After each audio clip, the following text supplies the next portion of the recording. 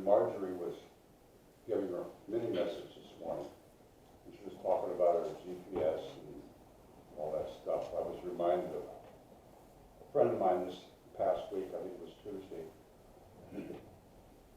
We had coffee together, and he's bragging about his new hearing aid. And it's got this little thing about the side of the face. He says, this is a remote for it. This hearing aid is Bluetooth equipped.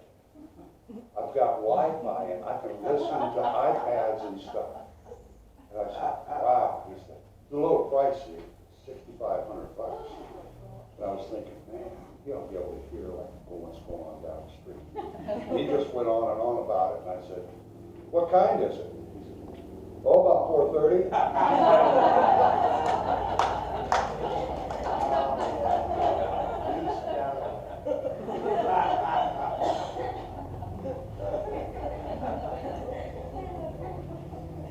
A couple of weeks ago, there's a special place that I go to spend time with the divine inside of me and all around me. And that's out by the ocean. That energy does something with my internal energy. So a couple weeks ago, I had a wonderful afternoon out at some little beach. I don't even know what it was, out on the coast. And I sat and sat. I've got a little book that I write down thoughts in, like a little journal or just a thing. I don't write in it very much because I never have the book when I'm in that quiet space. But I had the book this day, and I wrote down 4 words. And that's what came to me while I was sitting there in this energy. Those words are accept, respond, and then critique the response. Last week, I talked about the question why. Now, it's probably the most important question you can ask, is why. Because it helps us try to figure out how things work and why things are the way they are. And I think the next step in that process is once you have all this information, all these reasons, to accept it. Somebody had a quote, I don't remember who now, that said, true peace comes only when you can accept the way things are rather than the way we think they ought to be.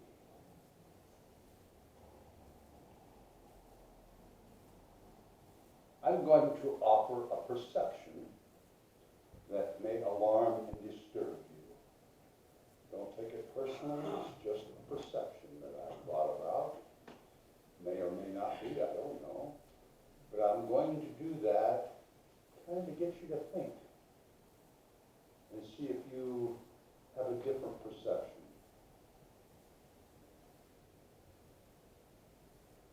As I look back over the history of humanity, and I look at humanity today, it seems to me like we still aren't very far outside the cave. Now, granted, we can open, close, lock, and unlock that cave door from anywhere with our devices. We can actually video that and make it available to the entire world to view in real time or at their convenience. But our consciousness level of the human race doesn't seem to me like it's evolved a whole lot. And I'm going to just spout out, I have no idea if it's real or not, but I'm going to just say that percentage-wise, we still have about the same percentage of human beings today as we had 10,000 years ago that are the ruthless, greedy, evil-minded, care less about anybody except themselves people that want to own and rule and control everything and everybody. Then we have a huge majority of the human beings on this planet that have been conditioned and herd trained as sheep. And then we have and have always had folks like us that aren't much to be in a herd or a flock. We kind of step outside of the box. We're not hateful, control freaks, profit-driven, ruthless. We want to think. We want to determine what reality is. We are vastly aware, keenly aware of these things called compassion and love and acceptance and respect and peace.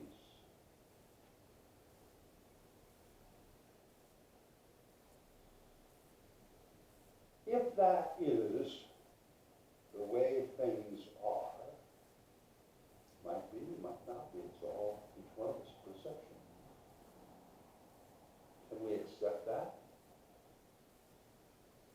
Seems to be the way it is.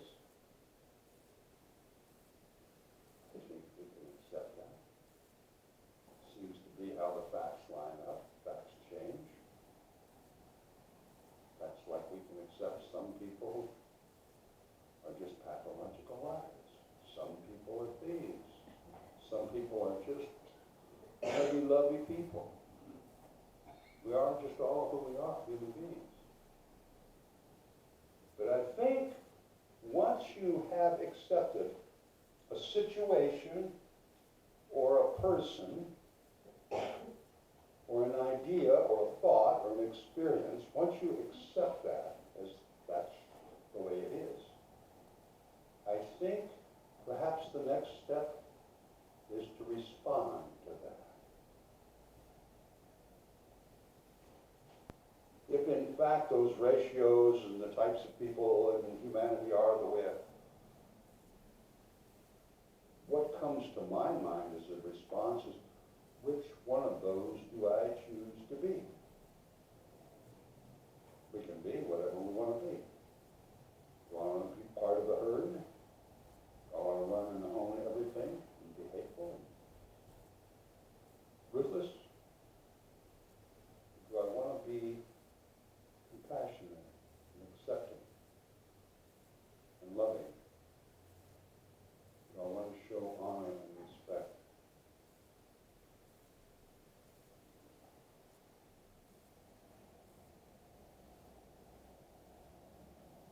We have, because we have become aware of Spirit, of God, of the divine within us, we've tasted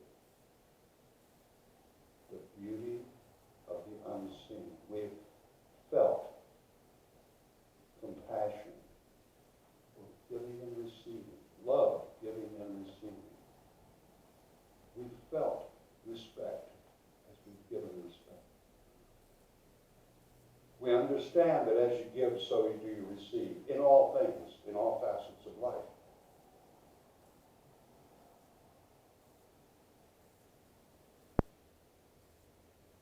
When we make a choice to respond in that fashion, we're blooming.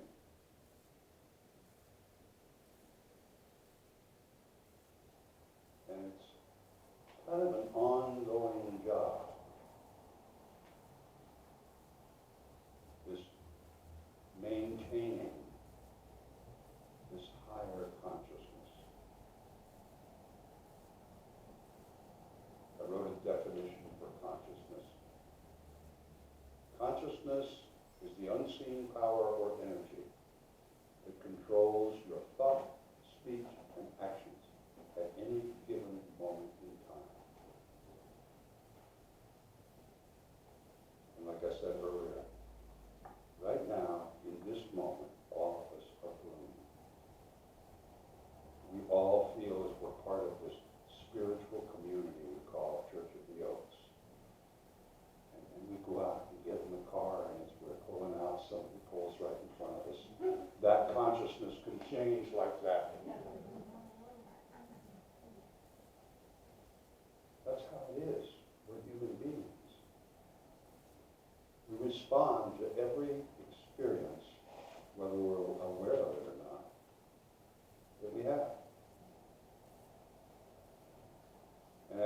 think about the way things are and why they are that way, we are going to respond, whether we know it or not. I think the very important follow-up of that response is to critique that response. He called me a jerk, and I just smiled at him. How did that work out? Well, maybe I shouldn't have smiled so big, because then he hit me.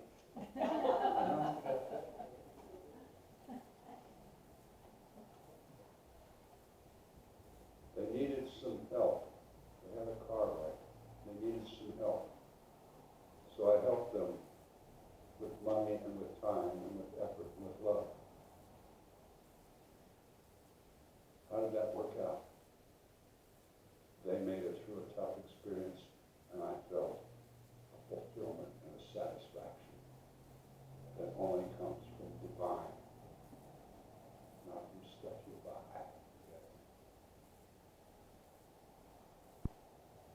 So each one of you will have a perception about every experience in your life, about humanity, if you want to think about it. Sometimes it's what I like to think about it. If we can accept the things in our world that are, if we can actually accept it, we can choose to make it a little better. We can choose to think about and put our efforts toward the good of the whole.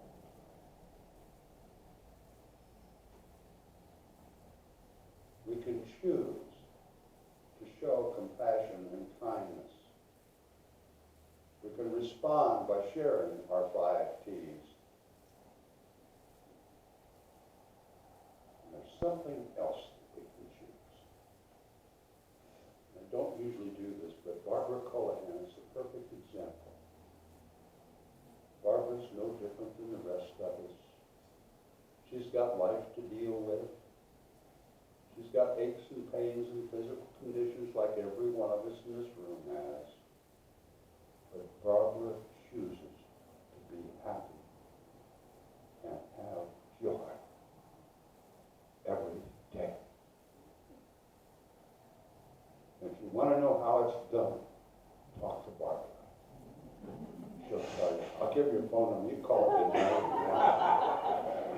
And she'll pick up the phone and just be filled with joy. I'm pretty sure.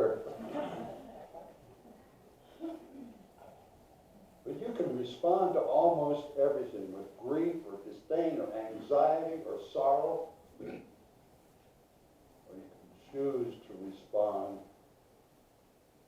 with acceptance and respect and caring and understanding. We don't know what that other person's been through. They act pretty nasty. And maybe if we'd have lived what they lived, we might be acting a little nasty too. Maybe instead of being chastised and criticized and judged, maybe they could just use a smile or a friend.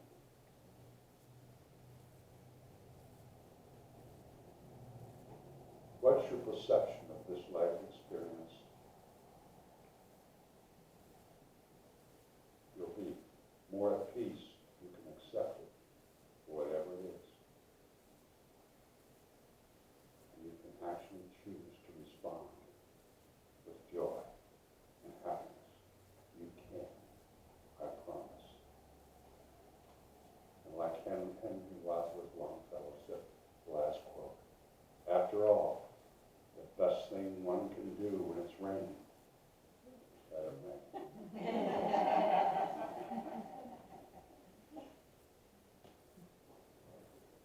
Let's stand up now and sing about let there be peace on earth. And that peace can come from accepting things as they are instead of as we would like them to be. And so it is.